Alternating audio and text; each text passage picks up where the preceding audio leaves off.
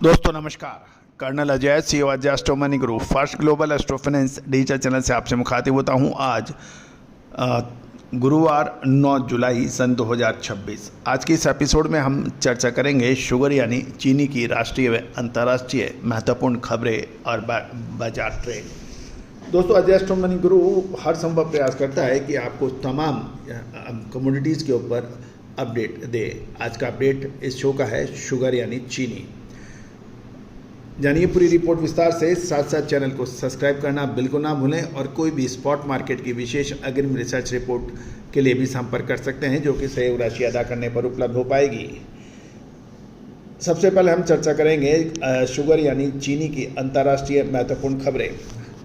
दोस्तों कच्चे तेल में आई भारी तेजी और ग्लोबल स्तर पर सप्लाई की कमी की आशंका के चलते अंतर्राष्ट्रीय बाजारों में चीनी की कीमतें अपने 2 महीने के उच्चतम स्तर के करीब। ऐसी जो हर घर की पसंद बने।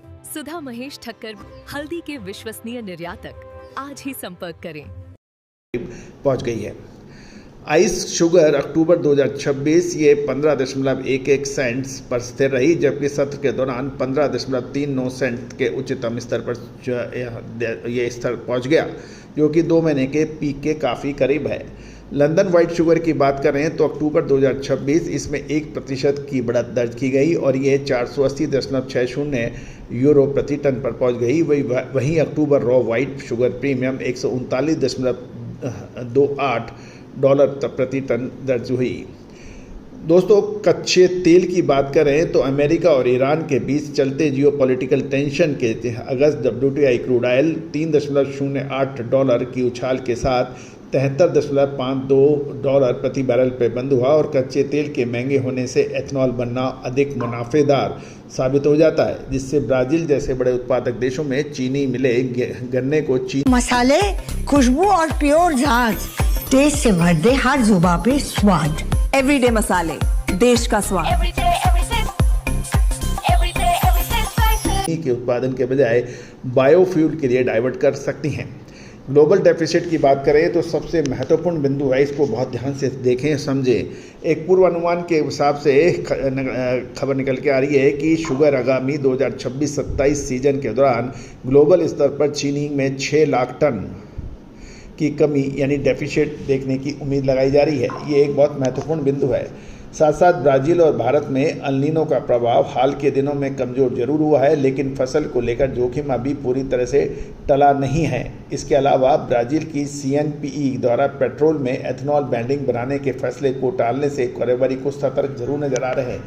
दोस्तों मानसून पर आपको याद होगा, हमने आपको यही कहा था कि इस बार मानसून जून के बजाय जुलाई में एक्टिवेट होगा और ये डिले रहेगा। साथ साथ रील बैक यानी वापसी भी 1 महीने देर से होगी।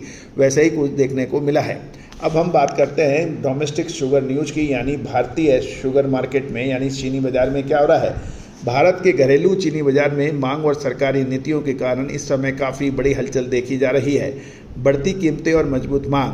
भारतीय हाजिर यानी स्पॉट मार्केट में मजबूती देखी जा रही है और खरीदारी और आने वाले महीनों में स्टॉक कम होने की आशंका के कारण चीनी मिले कीमतों में लगातार तेजी का रुख बना रही हैं, जिससे पिछले 7 से 8 कारोबारी सत्रों में घरेलू कीमतें लगभग 220 से 300 रुपये प्रति क्विंटल तक बढ़ने के समाचार हैं। यदि हम प्रमुख मंडियों की बात करें तो एक्स मिल प्राइस की बात करें तो उत्तर प्रदेश के मुजफ्फरनगर एम ग्रेड चीनी की कीमतें 4330 से 4430 रुपये प्रति क्विंटल के बीच चल रही हैं और महाराष्ट्र कोल्हापुर मजबूत मांग के बीच एस ग्रेड चीनी का भाव 4080 से 4150 रुपये प्रति क्विंटल तक पहुँच गया है। दिल्ली और चेन्नई जैसे बड़े शहरों में हाजिर भाव 4620 से 4704 रुपये प्रति क्विंटल के आसपास दर्ज हो रही है। गन्ने की दाम की बात करें FRP तो केंद्र सरकार ने आगामी 2026-27 सीजन के लिए गन्ने का उचित और लाभकारी मूल्य 100 रुपये बढ़ाकर 3600 रुपये प्रति टन किया है। हालांकि तमिलनाडु के किसान संगठनों ने इस खेती की बढ़ती लागत के मुकाबले अपर्याप्त बताया है और मूल्य को कम से कम 5500 रुपये प्रति टन की मांग उठाई है। साथ साथ निर्यात के ऊपर अब कड़ा प्रतिबंध की भी बात की जा रही है। घरेलू सप्लाई को सुरक्षित रखने और बढ़ती महंगाई को काबू करने के लिए सरकार ने 30 सितंबर 2026 तक चीनी के निर्यात पर प्रतिबंध यानी एक्सपोर्ट बैन लगाया हुआ है। एथनॉल निर्माण में इस्तेमाल होने के बाद देश में शुद्ध चीनी का उत्पादन लगभग 28 मिलियन मीट्रिक टन रहने का अनुमान है, जो घरेलू खपत के ठीक बराबर है।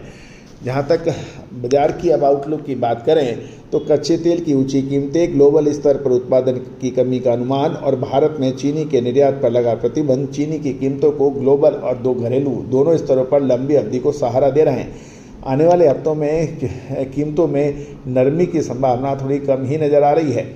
साथ साथ आपको भारत सरकार द्वारा सितंबर 2026 तक चीनी के निर्यात पर लगाए गए प्रतिबंध और इसके चलते वैश्विक व घरेलू बाजार पर पड़ने वाले प्रभाव के बारे में आपको और अधिक जानना है तो आप यस शुगर न्यूज़ लेके आप कमेंट बॉक्स में अपडेट कीजिए। हम आपके लिए और महत्वपूर्ण अपडेट लाने का प्रयास करेंगे। दोस्तों याद रखिए, आपका समर्थन, आपका साथ हमारे चैनल को बढ़ने में काफ़ी मददगार साबित होता है और आपका हर कमेंट हमें आपके लिए नई से नई बेहतरीन न्यूज़ लाने में प्रोत्साहित करता है।